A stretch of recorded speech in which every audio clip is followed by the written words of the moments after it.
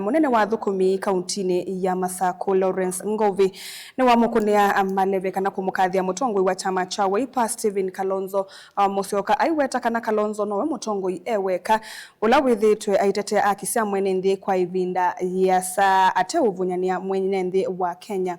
Ainena itina weseso ya kumandikithia amwe maala mekwithwa mayukite ivila si kivathukanio cia utongoi na chama cha Wiper. Kilioni mbunge cha Mavoko Ngovi ni wa makulia a Kenya kumukwata ambao Kalonzo Musyoka evindane ye uendeye na kukitia kivila cha usumbe wa nthi ya Kenya. Karo Munyoki na mauvo. Nionesheni na mikono. Nionesheni na mkono ile cha uosi ndio? Ama wayo uongo. Si ndio? Atudanganya. Ainena itina wa kutoa yeseso ya kumandikithia alame kwithiwa mayukite ivila si kivathukanio cia utongoi kwisila chamani cha Wiper.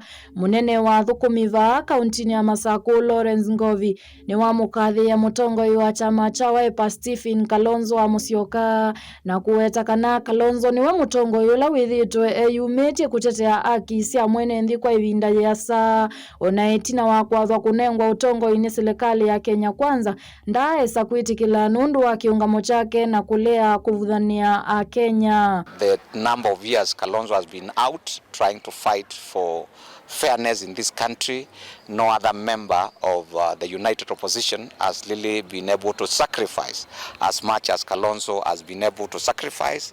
When you listen from people from Nyanza, they are saying a time has come for them to pay the debt, because Kalonzo has been able to stand and support Laila for the last 15 years. Kalonzo was there supporting Kibaki. Kalonzo was there supporting democracy in this country.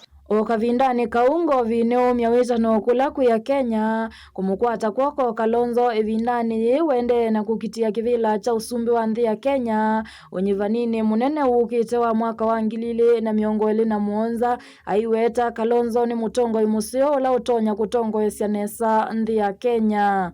When elections were held, Kalonzo has been promised a lot of things.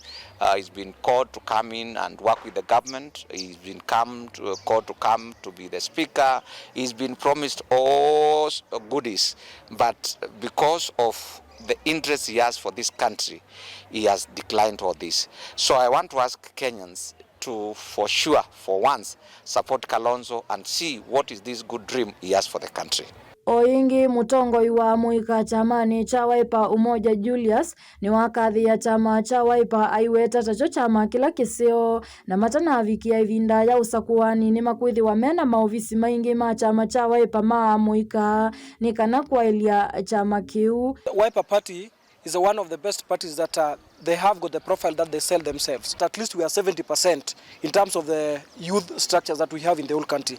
That one is a plus, because if you compare it to the 2022, we were around 55% in terms of the young Wiper Party offices nationally. Right now we are around 70%. So towards the end of this year, we'll have moved from 70% at least even to something like 80%. That one's a plus. Ndili vote ya vilingi wa mavo kumava Mavoko Kauntini ya Masaku ni Karo wa Munyoki.